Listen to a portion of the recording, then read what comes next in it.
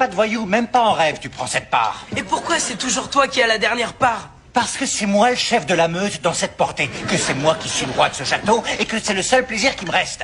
Manger la dernière part de gâteau aux poires et au miel. Et les belles brioches de votre mère. Celui qui touche ça va apprendre à manger avec une paille. Allez-y, touchez-la. Serre-toi, Franklin, te laisse pas impressionner. Vous avez fini de faire les imbéciles? J'en ai mis une deuxième à cuire. Mais je plaisantais, ma chérie. Si tu veux cette dernière part de gâteau pimpant plein de pêche, de poire, de pécan, ben t'as qu'à la prendre parce que ça me dérange pas. Ça va aller, je crois que c'est bon, j'en veux plus. Il est super, ce gâteau. Oh, Michael, enfin, vous n'avez pas honte de vous battre comme ça pour un bout de gâteau au poire? Ah, c'est pas qu'un simple bout de gâteau au poire. C'est le meilleur gâteau au poire qui ait jamais été fait. J'ai peur que tu ne sois pas très objectif. Si, je dis pas ça parce que je t'aime, mais parce que c'est la vérité. J'ai jamais rien mangé de si bon. Faut pas abuser, c'est de la bonne cuisine, mais ça n'égale pas un restaurant. Ah, si j'avais un restaurant qui servait des plats de cette qualité, on y serait tous les soirs. Pas vrai que j'ai raison? Oui, tous les soirs. Oui. Tiens, c'est amusant que vous me disiez ça. Pourquoi tu dis Pourquoi tu dis que c'est amusant que vous disiez ça? Et pourquoi tu demandes? Parce qu'à chaque fois que tu dis c'est amusant que vous disiez ça, moi j'y laisse un maximum d'argent. Non, même que cette fois, mon idée va nous rapporter plein d'argent, mon chéri. Oui, parce que je vais ouvrir un resto.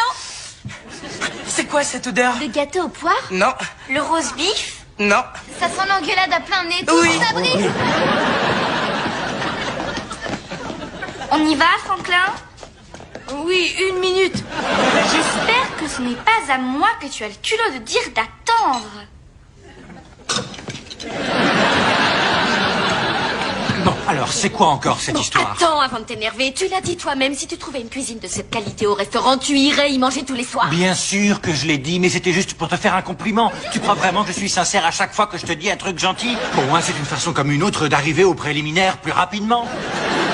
Michael, je ne plaisante pas là. Je t'en Écoute, prie. ça fait 2 mois que je me renseigne partout et que je bosse comme une folle. J'ai déjà réglé toute la partie administrative. Chérie, le secteur d'activité ayant le taux d'échec le plus haut, c'est la restauration. Et qu'est-ce que tu veux dire par là? Que je ne suis pas assez intelligente pour faire marcher la boutique? Non, J'étais mais- un super agent de change et tous mes clients me remerciaient. Oui, et je d'ailleurs- sais reconnaître une opportunité en or lorsque j'en vois une. Tu peux parler. Oh, merci.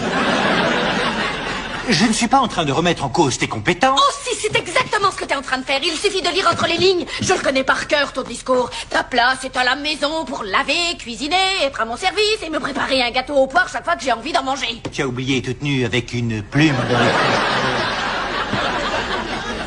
Ah, écoute, ma chérie, c'est de la pure folie. Tu te rends pas compte tous les problèmes que ça représente? Déjà, avant d'ouvrir un resto, il faut trouver l'endroit pour l'ouvrir.